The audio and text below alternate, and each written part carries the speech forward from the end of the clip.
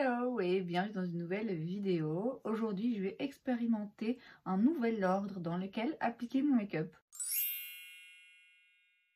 A priori, on peut appliquer son make-up un petit peu dans l'ordre dans lequel on désire. Il y a certaines règles de base qui disent que oui, en principe, si vous appliquez un produit crémeux par-dessus un produit poudre, ça peut poser problème. Mais globalement, il y a plein de façons de faire. Ça dépend des goûts de chacun et du résultat attendu. Donc là, on va se concentrer sur la base de teint. Et moi, a priori, l'ordre dans lequel j'applique les produits, c'est le primer, enfin la crème hydratante, crème solaire, tout ça bien avant, le primer, le fond de teint, la poudre, le spray. La poudre après l'anti-cerne et le produit crémeux s'il y en a, et le spray une fois que tout le teint est terminé. Mais j'ai vu un short YouTube passer et ça m'a rappelé cette technique, ce truc un petit peu viral qui avait eu lieu il y a un moment déjà, il me semble, un nouvel ordre qui apparemment vous donne une base absolument parfaite et qui est assez contre-intuitive parce qu'on commence avec une crème hydratante, ensuite une poudre fixatrice pas trop, ensuite un spray fixateur, un primer une fois que le spray est sec et enfin un fond de teint.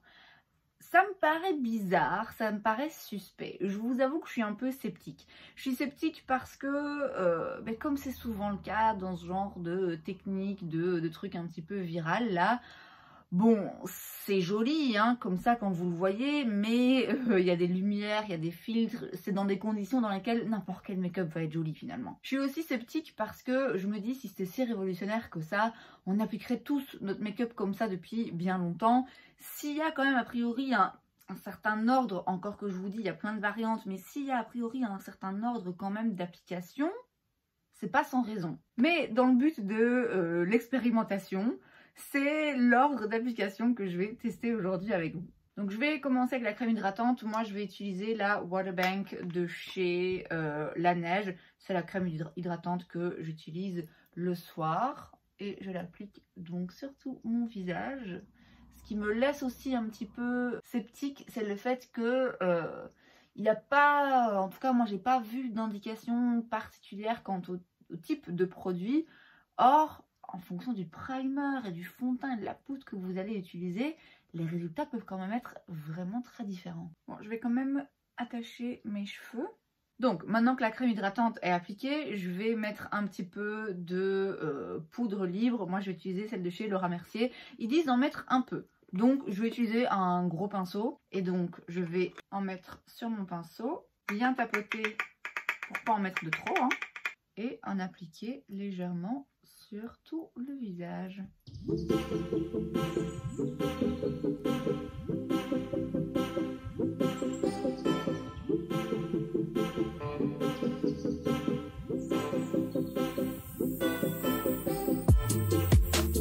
Ensuite, on utilise un spray. Moi, je vais prendre le Stay Spray de chez Tarte parce que c'est un que j'utilise pas mal en ce moment.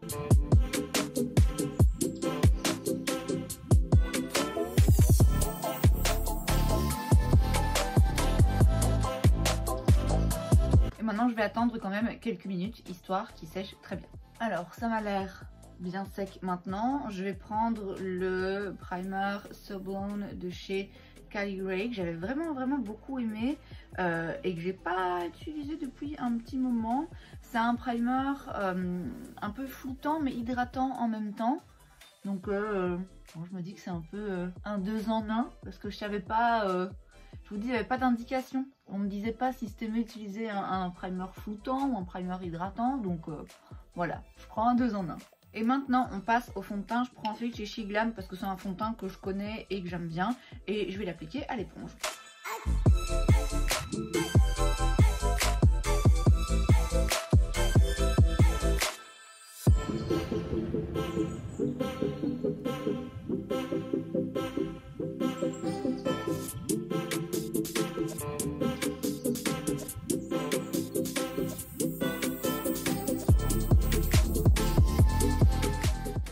Voilà à quoi ça ressemble.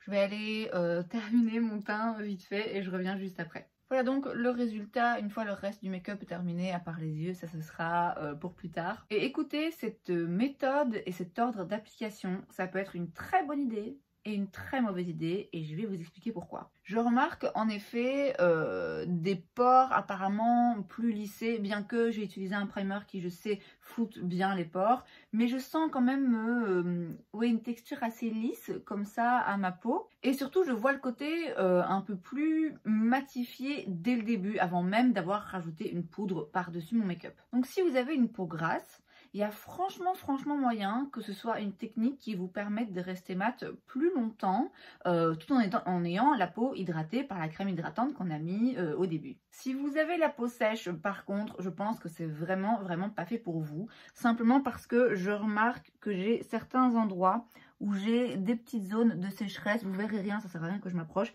mais j'ai des petites zones comme ça de sécheresse où du coup le fait de mettre la poudre par-dessus la crème hydratante et en dessous du reste, ça a été accroché et c'est du coup un petit peu mis en valeur. Or, j'ai pas envie d'avoir des petites plaques de sécheresse qui sont mises en valeur. Moi, pour rappel, j'ai une peau mixte, parfois quand même un peu déshydratée, pourtant je m'hydrate beaucoup, mais j'ai quand même parfois des petites zones de sécheresse.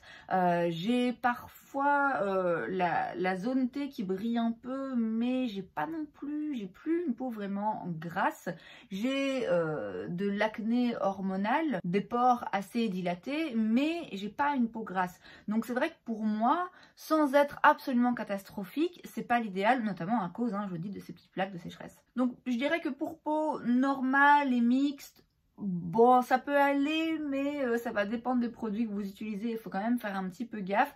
Pour les peaux grasses, je pense que ça peut vraiment être pas mal. Pour les peaux sèches, à mon avis, oubliez ça. Après, encore une fois, c'est pas mon cas. J'ai pas une peau vraiment de type sèche, donc je vais pas me prononcer. Mais d'après les résultats que je vois sur ma peau, je pense vraiment pas que ce soit l'idéal. Donc, est-ce que c'est une technique intéressante? Oui, pourquoi pas. Est-ce que c'est une technique que j'utiliserai encore? Oui, pourquoi pas, mais a priori, moi j'ai un ordre dans lequel je mets mon maquillage qui me convient et qui fonctionne. Ça m'a pas vraiment apporté une grosse plus-value, donc voilà, je suis contente de l'avoir testé pour le fun, mais le résultat n'est pas à 100% concluant en ce qui me concerne. Et c'est donc tout pour cette vidéo, j'espère que ça vous a plu. Si c'est le cas, n'hésitez pas à laisser un like, vous pouvez aussi vous abonner à ma chaîne parce que c'est gratuit, donc pourquoi pas. Et moi je vous vois la prochaine fois, bye.